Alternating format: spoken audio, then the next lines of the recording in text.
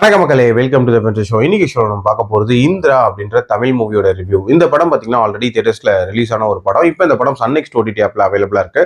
இந்த படத்துல வசந்த் ரவி தான் லீட் கேரக்டர் பிளே பண்ணியிருக்காரு. இந்த படம் hunt for a serial killer அப்படின்ற தீம்ல நகரக்கூடிய ஒரு கதை. இந்த படத்தோட ஸ்டார்டிங்லேயே வசந்த் ரவியை காட்டுறாரு. இவர் தன்னோட மனைவியோட வாழ்ந்துட்டு இருக்காரு. அண்ட் இவர் ஒரு போலீஸ் ஆஃபீஸர். குடிச்சிட்டு வண்டி ஓட்டின காரணத்தினால டெம்பரரியா சஸ்பென்ஷன்ல இருப்பாரு. அந்த சூழ்நிலையில இன்னும் அதிகமா குடிச்சு இவருக்கு கண் பார்வையில ஒரு பிரச்சனை வரும். அண்ட் கொஞ்ச நாளைக்கு கண்ணு தெரியாம போயிடும். அந்த டைம்ல அவரோட மனைவி தான் பயங்கரமா இவரை பார்த்துட்டு இருப்பாங்க.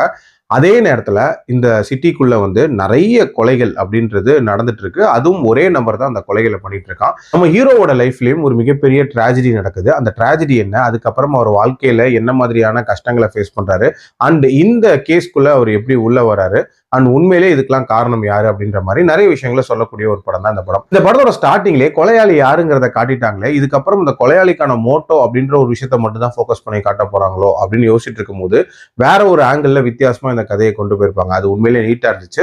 அதே மாதிரி இந்த கதையோட அந்த பிளாஷ்பேக் போர்ஷன்ஸ் அப்படின்றதும் ஓரளவுக்கு நீட்டா இருந்துச்சு அப்படின்னே சொல்லுவேன். டெக்னிக்கலாவும் இந்த படம் ரொம்ப பிரில்லியண்டான ஒரு படம் அப்படின்னு நான் சொல்லுவேன்.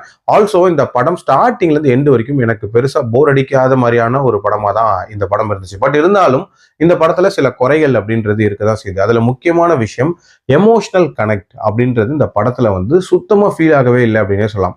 இன்ஃபேக்ட் இந்த படத்துல கொடூரமான சில இறப்புகள்லாம் இருக்கும்.